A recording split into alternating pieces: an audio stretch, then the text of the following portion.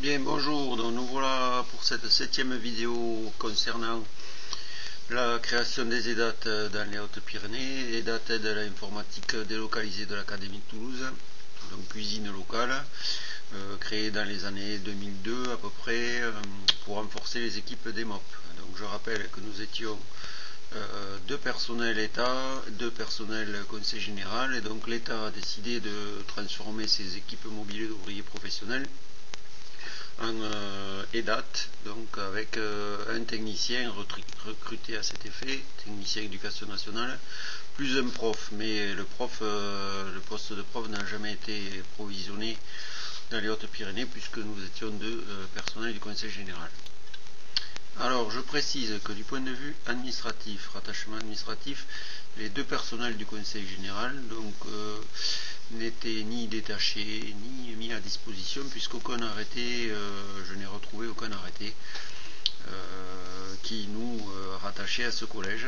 Il y avait juste une convention entre le Conseil général et le collège Paul Éluard, voilà, avec quelques points qui n'étaient même pas respectés, comme la mise de fonds, par exemple, de l'État et du Conseil général dans la structure pour le fonctionnement. Voilà, donc ça a commencé là par me titiller un peu, me tracasser. Et ce, d'autant plus qu'en 2004, en fait, on s'est aperçu qu'on avait 5000 € de téléphone pour deux appareils, en fait deux lignes téléphoniques et un appareil portable. Donc là aussi il a fallu que je monte au créneau puisque je me suis aperçu que l'établissement support se payait une ligne téléphonique sur notre propre compte de gestion de la structure. Donc voilà, j'ai réussi à avoir 5000 € de remboursés, mais sans aucun justificatif comptable. Vous ne retrouverez rien. Si quelqu'un fait des recherches, il ne retrouvera rien du tout. Donc nous arrivons petit à petit en 2008, fameuse année d'élection où j'ai été élu maire de ma commune, d'un premier magistrat, chef du personnel, etc.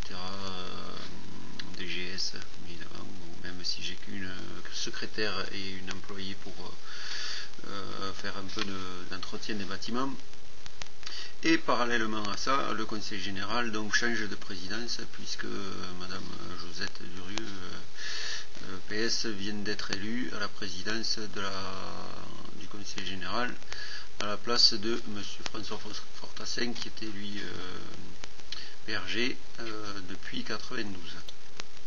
Alors attention, élection dantesque puisque Josette Durieux a été élue au bénéfice de l'âge, donc parce qu'à l'issue du troisième tour de scrutin, il n'y avait toujours pas de présidence, donc au bénéfice de l'âge, le PS a pris les rênes du Conseil général des Hautes-Pyrénées en 2008.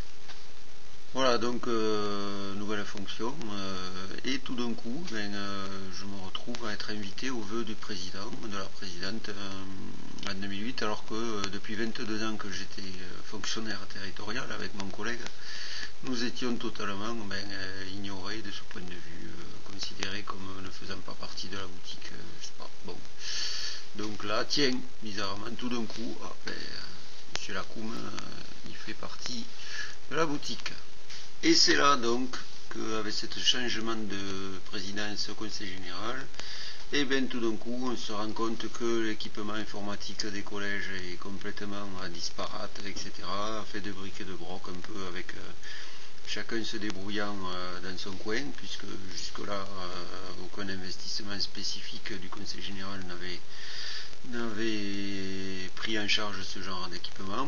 Or, en fait, il y a aussi l'espace numérique de travail, le NT, qui a été mis en place pour l'Académie de Toulouse, et donc Madame Durieux a décidé de faire un plan d'équipement et a mis environ 3 millions d'euros dans les 20 collèges du département. C'est de là que nous nous sommes retrouvés en 2010 à installer près de 1200 machines, y compris des armoires de serveurs, donc 6 serveurs par armoire, 20 collèges, une cinquantaine ou soixantaine de machines, d'ordinateurs par établissement, donc sans compter qu'on a refait tous les réseaux avec aussi quelques anciennes machines qui étaient sur place, donc voilà, bon, un travail énorme qu'on a technicien sur site